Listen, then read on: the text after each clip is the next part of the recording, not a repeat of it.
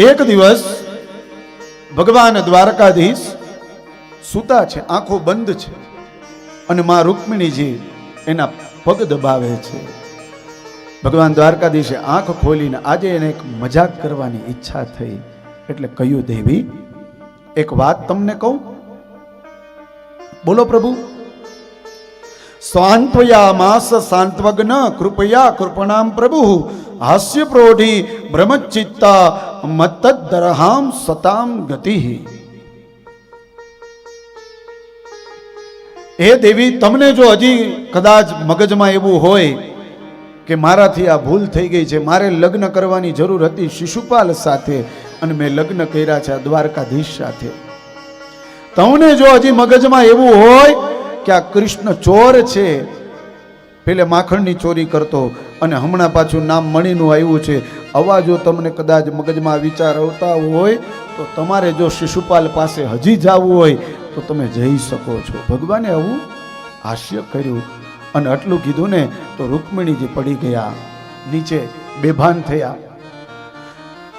ભગવાનના ચરણ જે રૂકમિણીજી દાબતા હતા એની જગ્યાએ હવે બન્યું એવું, ભગવાને વીંઝણો હાથમાં લીધો અને એ રૂકમિણીજી ઉપર હવા નાખે છે અને એને જગાડે છે. રૂકમિણીજી જાગ્યા, રોવા લાગ્યા. ભગવાને કહ્યું, દેવી તમે રોવો નહીં, હું એક મજાક કરતો હતો. રૂકમિણીજીએ કહ્યું, આવો મજાક બીજી વાર પ્રભુ કરતા નહીં, હું તમથી મનથી તમને વરી ચૂકી છું પ્રભુ, અને આવો વિચાર મને કોઈ દિવસ આવે જ નહીં પ્રભુ, આપ મજાક કરતા નહીં. પતિ અને પત્નીની વચ્ચે ઝઘડો ચોક્કસ થવો જોઈએ, પણ એવો ઝઘડો નહીં કરવાનો કે એક જણ આમ વહી જાય ને એક જણ હંમેશાની માટે આમ વહી જાય, એવો ઝઘડો નહીં કરવાનો. ઝઘડો કેવો કરવાનો તો કે સવારે ઝઘડો થયો હોય અને સાંજે ઝઘડો પૂરો થઈ જાય, તો એ ઝઘડો પૂરો કરવા માટે ભાઈઓએ ઓફિસેથી આવો ને ત્યારે સરસ મજાની સાડી લઈ આવવાની, અને બહેનોએ જો ઝઘડો પૂરો કરવો હોય ને તો પતિદેવને જે ભાવતું ભોજન હોય ને એ રાત્રે સરસ મજાનું બનાવવાનું, અને એ આવે ને એટલે એનું સ્વાગત કરવાનું. આવો પતિદેવ તમારું સ્વાગત છે, બેસો, સૌથી પહેલે તમને સરસ મજાની ચા પીવડાવો. ચા પીવડાવવાની, થોડા શાંત થઈ જાય પછી એમ કે આજે તમે કયો તમારું ભાવતું ભોજન મેં બનાવ્યું હશે.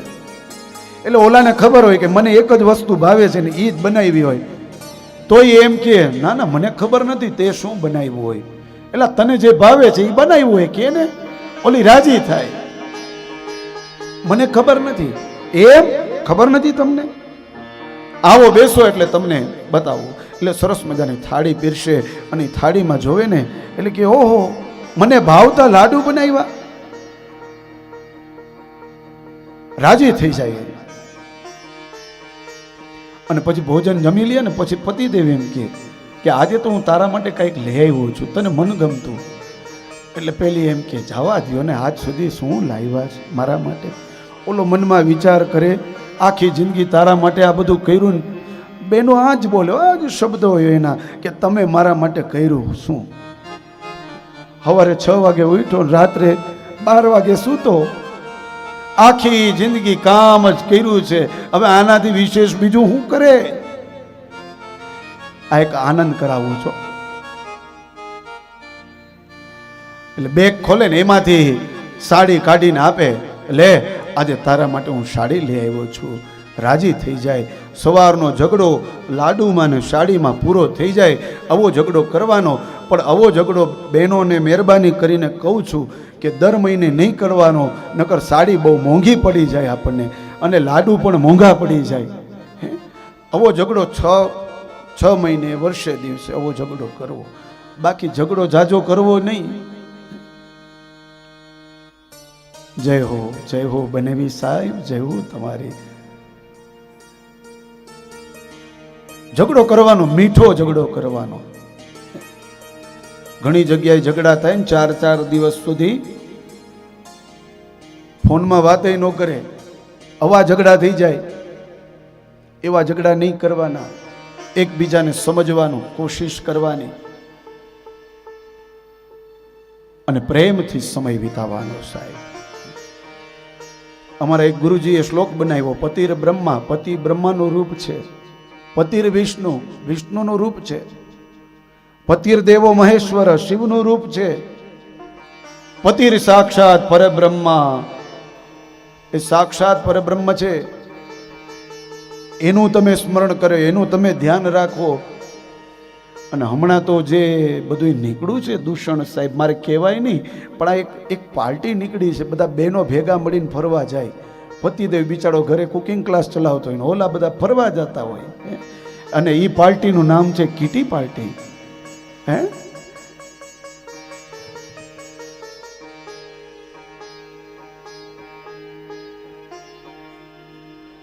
બોલો રાધે રાધે. તમે બધા હસો નહીં હો, મને હસવું આવે. સાચી વાત ને બાપુ? આવી એક પાર્ટી નીકળી, બાપુ તમારી આ નીકળી, તમારા ગામડે તમારે નીકળી, લ્યો આ બાપુના ગામડે હમઢિયાળે નીકળી છે આવી. બોલો આ શું કરવાનું?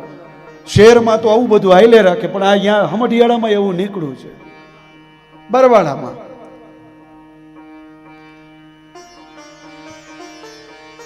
બધો આનંદ કરવાનો, પણ મર્યાદામાં રહીને કરવાનો. સાહેબ આપણે કોણ છે, કયા કુળમાં આપણો જન્મ થયો છે, કેવા વસ્ત્ર આપણે પહેરવા, કેના સાથે આપણે હરવા ફરવા જવું, એ આપણને ખબર હોવી જોઈએ. એ રીતે મર્યાદાપૂર્વક રહેવું જોઈએ. ટૂંકમાં આજે માં રૂકમિણી સાથે એક વિનોદ કર્યો ભગવાને. રૂકમિણીએ બે હાથ જોડીને કહ્યું, પ્રભુ હવે પછી તમે આવો વિનોદ કરતા નહીં. અને રૂકમિણીજીને દુઃખ લાગ્યું, એટલે હજી પણ આમાં જે દ્વારકા ગયા હશે ને, તમે જોજો દ્વારકાધીશનું મંદિર છે ને એનાથી 1 કિલોમીટર દૂર માં રૂકમિણી બેઠા છે. કોઈને ખબર છે? ખબર છે ને? એટલે આપણા રૂકમિણી 1 કિલોમીટર દૂર વયા ન જાય એનું આપણે ધ્યાન રાખવાનું. બોલો રાધે રાધે.